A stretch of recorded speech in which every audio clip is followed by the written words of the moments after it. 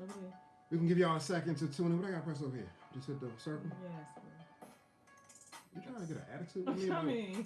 Because I don't know what to do over here. Hey, what's up, y'all? What's up, good peoples? Welcome to another Relationship Live here. Hey. Why you sound tired? I am. And that's all it is trying to get configured. My sister is tired. Welcome to another relationship video where we are going to share some things with you that perhaps you didn't know.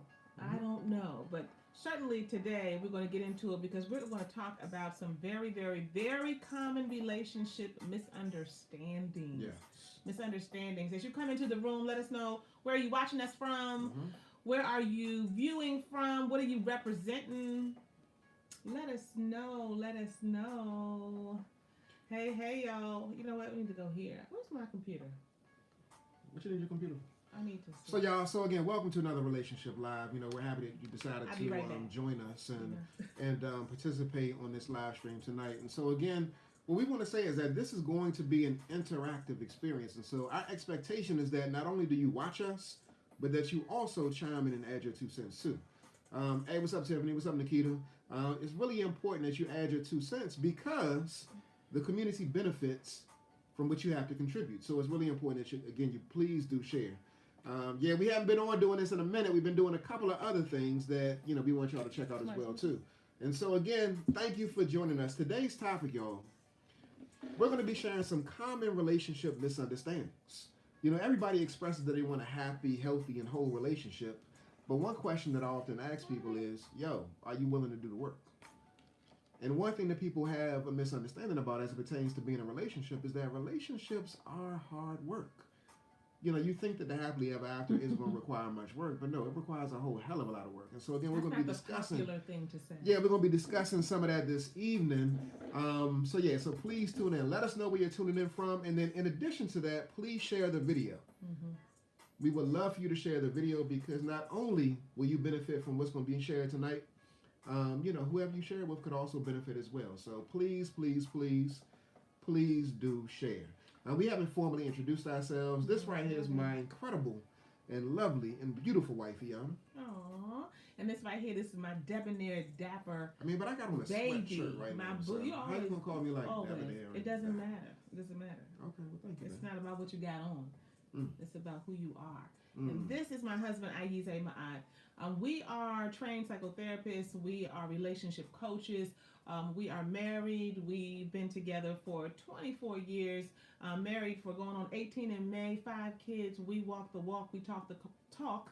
We stumble. We fall. We get up. We share. And we love to hear from you. So tonight, we are going to get it on and popping. Hey, Raquel, I see you. And What's up, see Raquel? Charleston, South Carolina. I'm seeing LA in the house too. Inglewood, California. That's now coming around our new way. We got some homies from out here. Yeah. Around our new way. We transitioned from the DMV to Cali a few months ago. Riverdale, Georgia. We are representing dually now. Riverdale, Georgia is in the house. So let's go ahead and get started again. Share the video. We're going to talk about common relationship misunderstandings. And we're going to start with numero uno.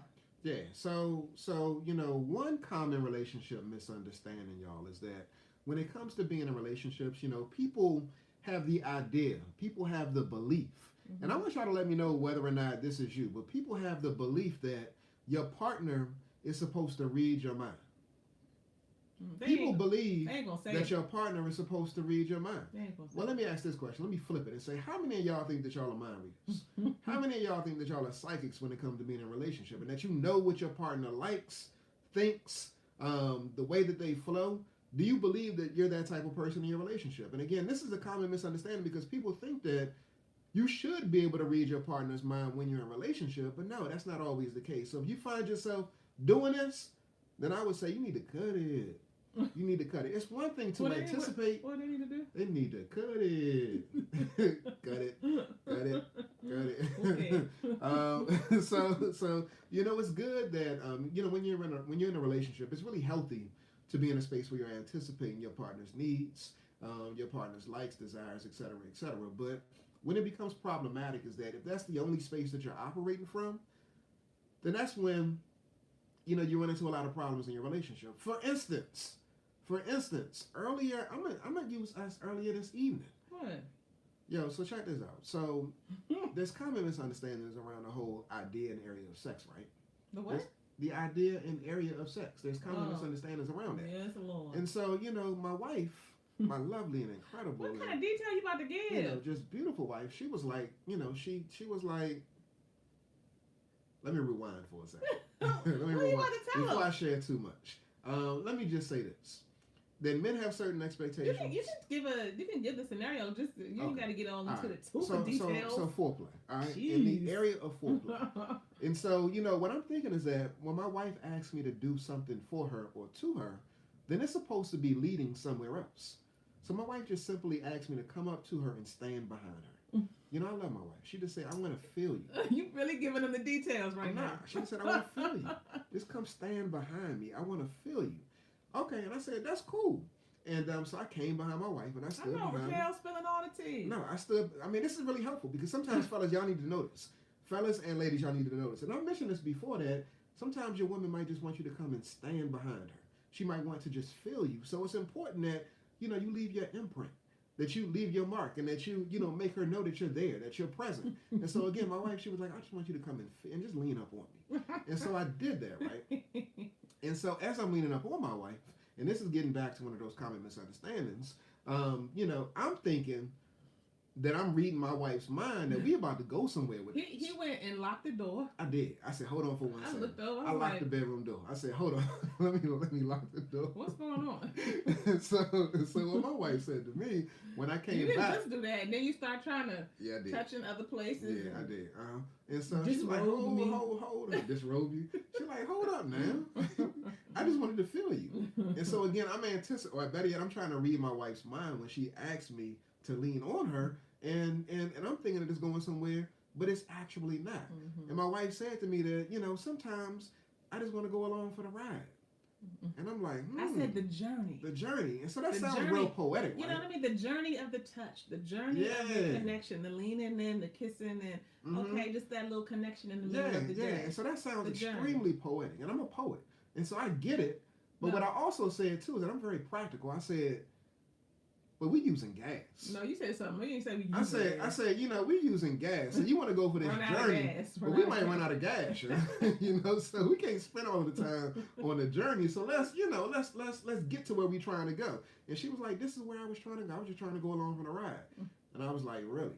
And so, I had to step back and appreciate the fact that, again, women are different from men, which is the way it's supposed to be. And I respect that and I appreciate that. But the thing that I want you all to know is that we can do it in playful banter, but to make the mistake of reading your partner's mind can lead you into some rocky spaces. So be careful about that, y'all.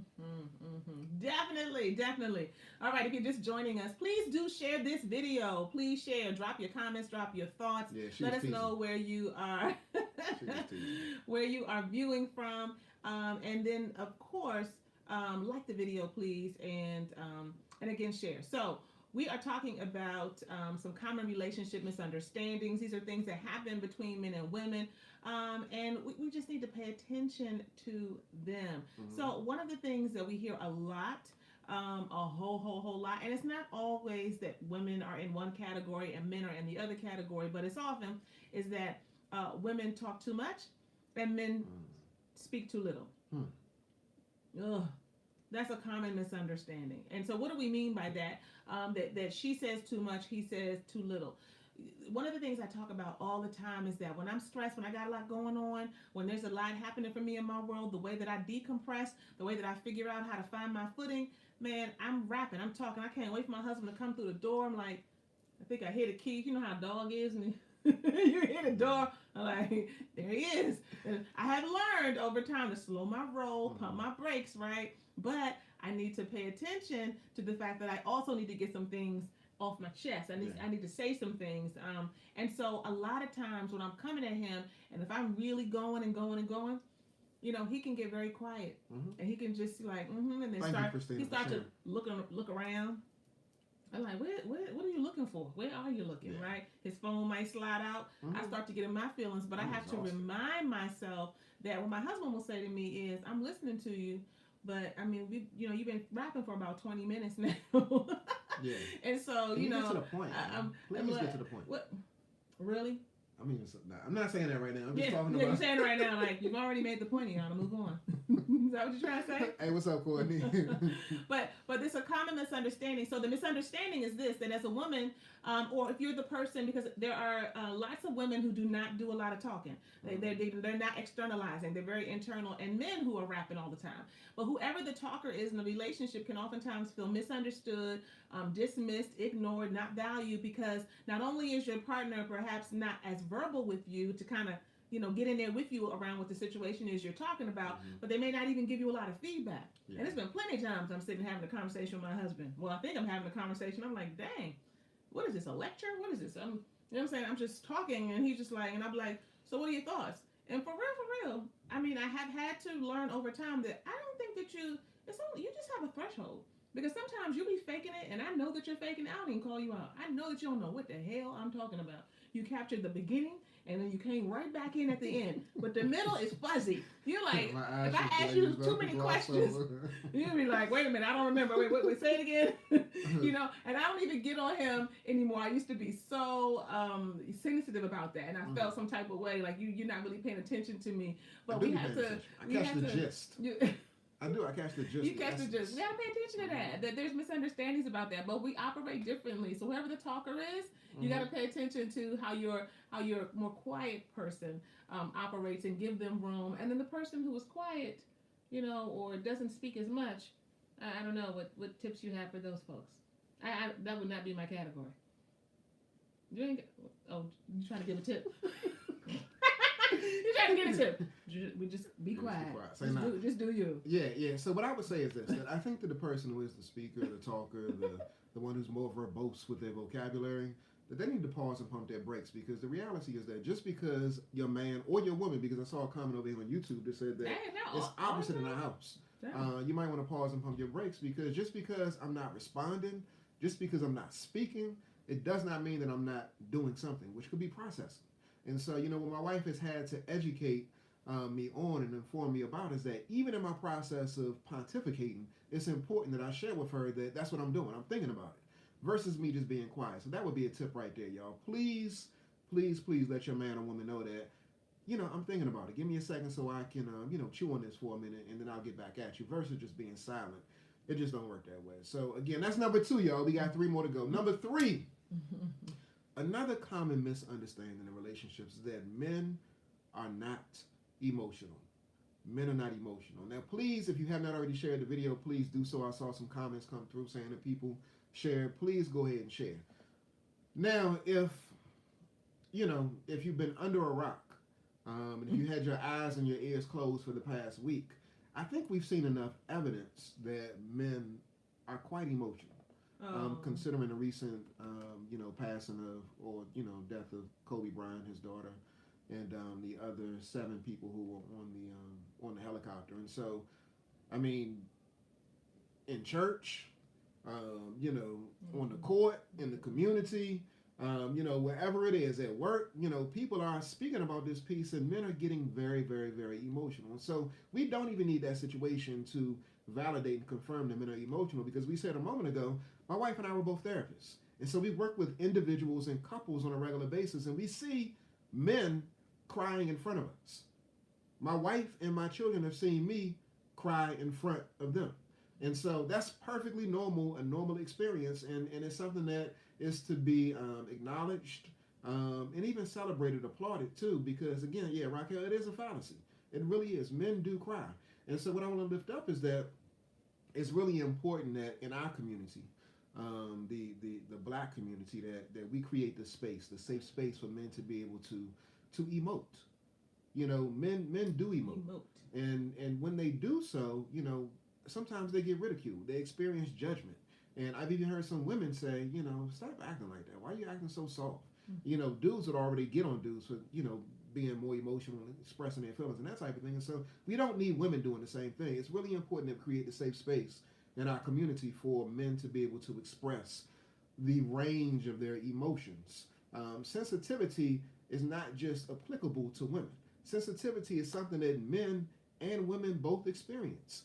During our current relationship coaching cohort, one of the things that I expressed, is that when it comes to sensitivity in men, and if you have not heard about it, we're teaching. We have a group going on right now. We have a personal development and relationship training program. It's called the Unstuck Personal Development and Relationship Coaching Program.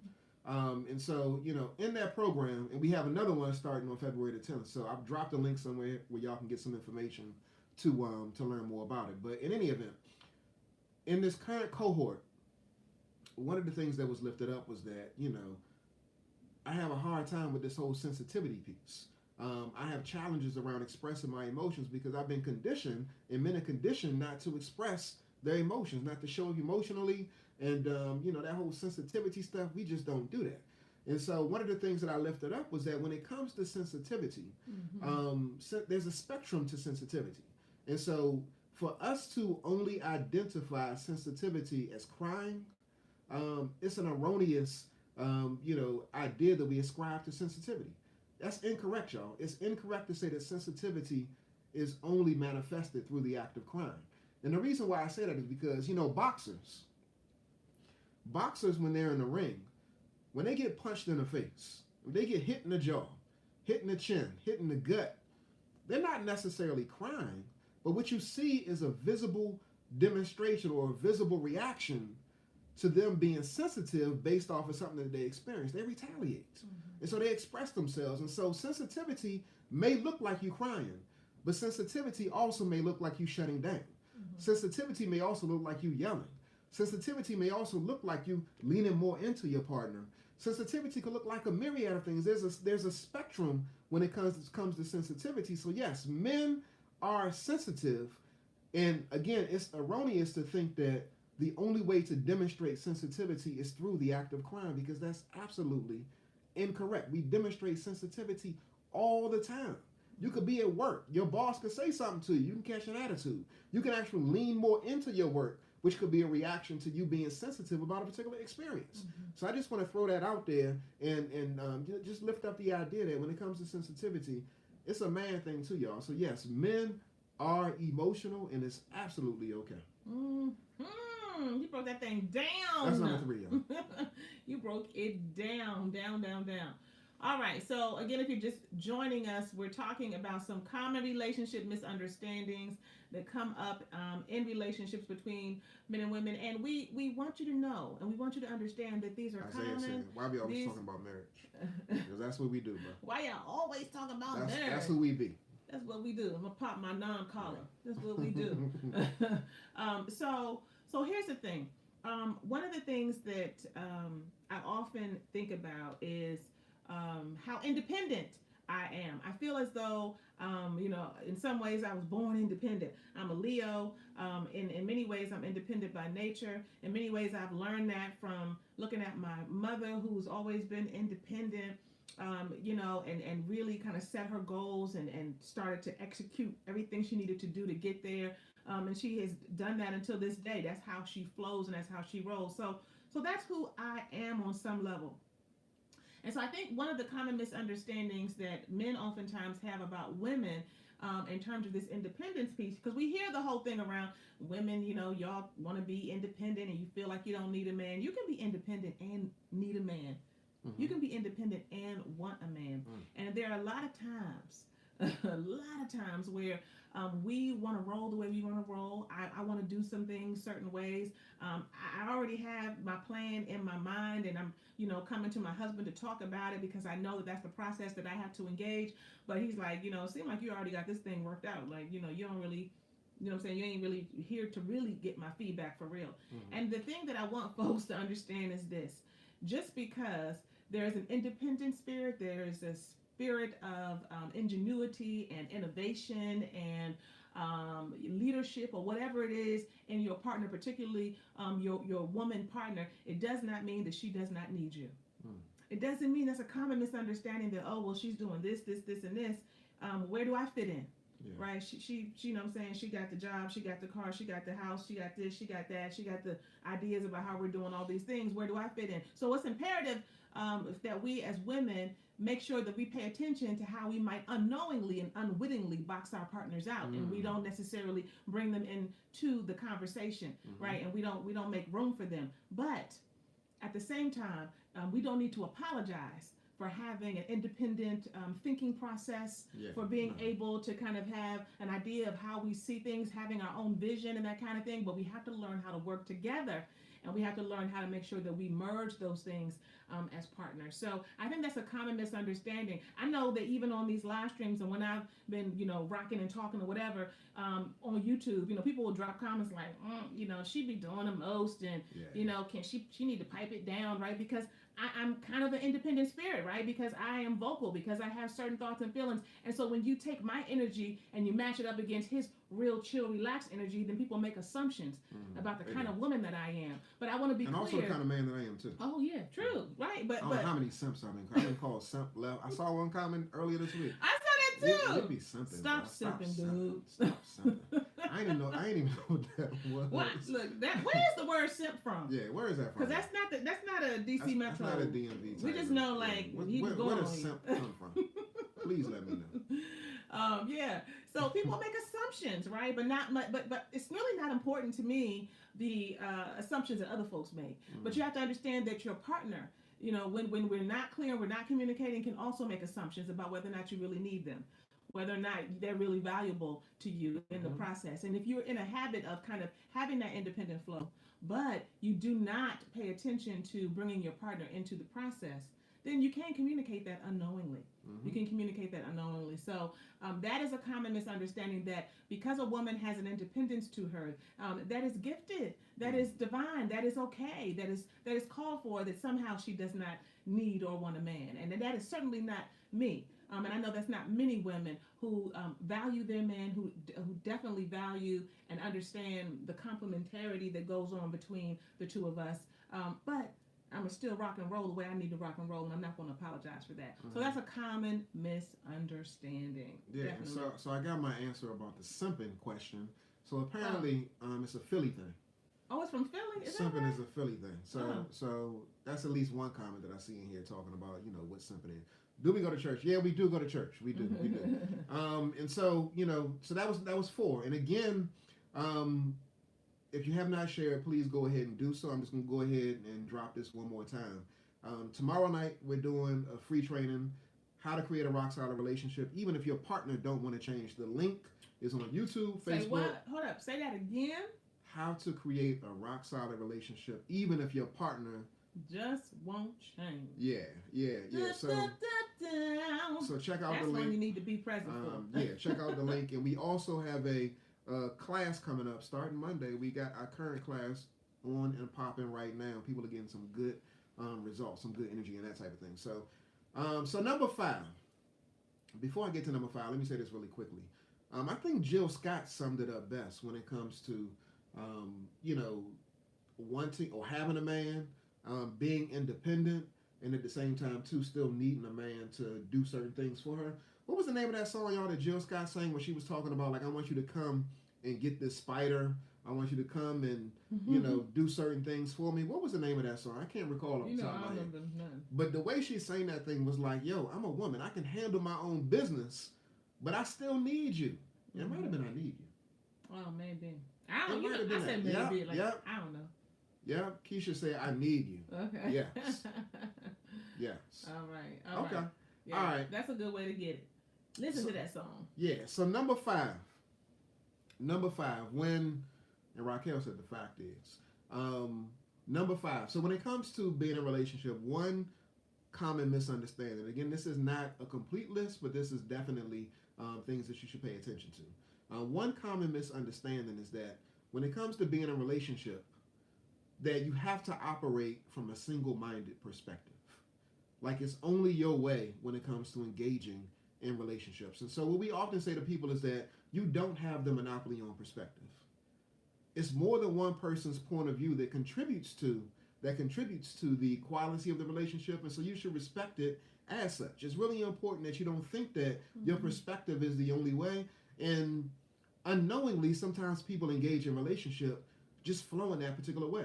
And so when I'm saying this, I want you to think about the fact that depending upon several different factors. My wife mentioned that she's a Leo, so that whole independent thing might kick in. And so you may think that your perspective is the only perspective. You may think that your perspective is above everybody else's perspective, which is going to be problematic, because if you're in a relationship with a man or a woman who has their own sense of self-worth and value, then you need to recognize and respect that their opinion and perspective matters. Mm-hmm.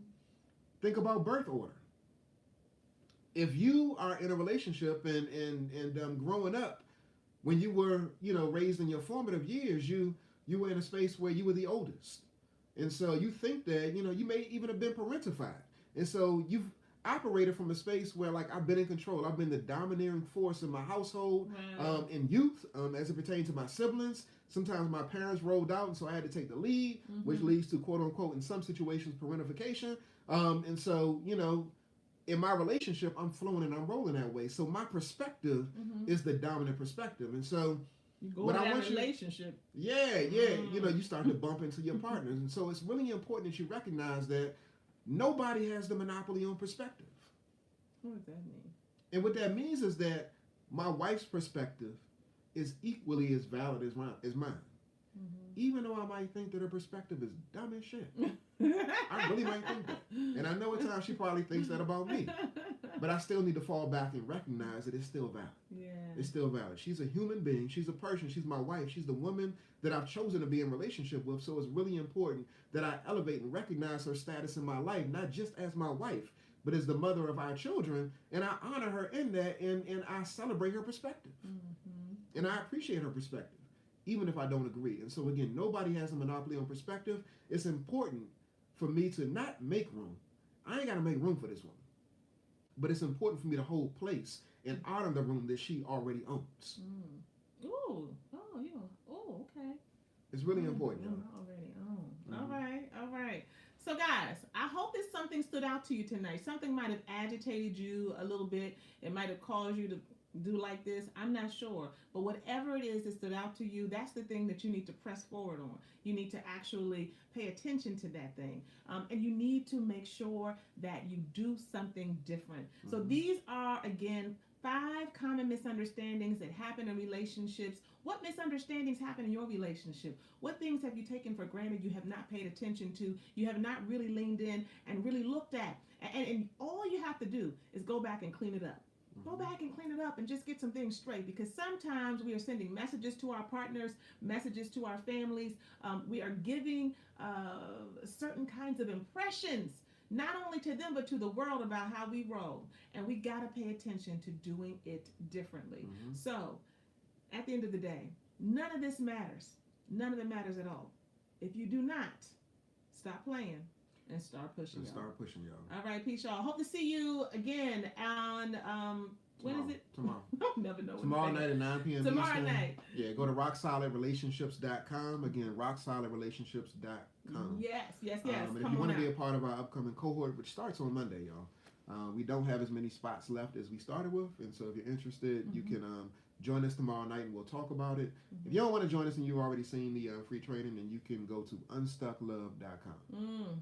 So come on through. We're going to be having a good time, and we are going to... I hope that's the case, right? We are going to talk about what to do and how to create a rock-solid relationship when your partner just won't change. And talk a little bit more about our personal development and relationship coaching program called Unstuck. How to get unstuck. All right, guys. And thanks, Fine 29. We'll see you. Bye, guys. All right, y'all. Peace. Bye, YouTube. Oh, I did it. Hit the X up top.